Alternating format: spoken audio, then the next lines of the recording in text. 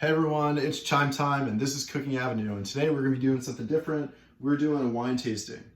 And not just any wine, but rice wine. And not just rice wine, but shochu. Now shochu is a type of wine that is from Japan. This is from Kumamoto and it's 25 alcohol by volume.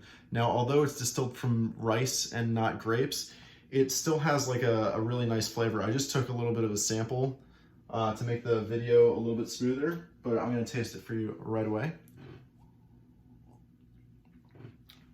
Right away, like the grapes, since you notice that the grapes don't hit you immediately, but you get that alcohol feeling that you do with regular wine. It kind of like makes you realize more about the grape wine and how to separate the flavor of the alcohol from the flavor of the grape. Now this is a little bit sweeter. I was told that Kawabe Shochu, which is the brand Kawabe, is a little bit lighter and less rice flavored than what is typical than most other rice wines or shochu.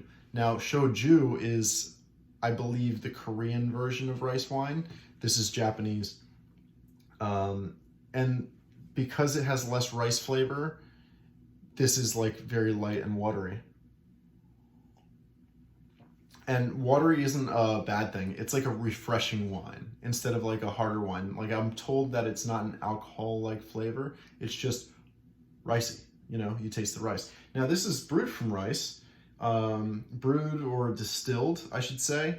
There is a different method of making shochu, and there's many different flavors, I'm told, that you can brew this with barley or with sweet potato, which it's like a milder vodka or like tapioca vodka. Like I think there's something called Jinro, which is Korean. This is a little bit similar to that, but less alcohol content. Again, this is 25. Most vodkas are about 35 to 40% alcohol by volume. That would sit around 80 proof. So since this is 25, this is around 50 proof. So you get away with drinking a glass, which is nice. Now, what I would describe this for my American viewers is like the alcoholic seltzers. This is like an alcoholic seltzer, just flat and with a higher IBV or alcohol by volume. And I'd recommend it. Now, if you like those flavored seltzers, the other day we made, as an update to my other videos, this is umeshu, or umesu. I'm not sure how to pronounce it actually. It's Japanese, but this was made on May 9th, and we're going to be opening it May 9th of next year. So these are Japanese apricots called ume, or plums, or Japanese plums.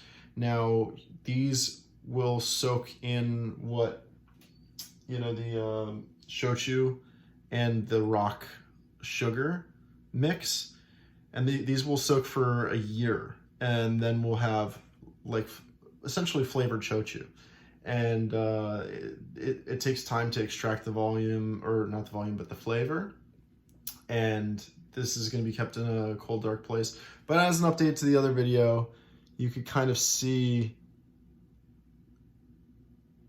the texture of the fluid moving around.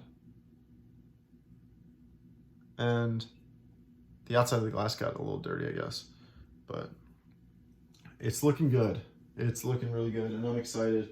We got some more umes floating around in here.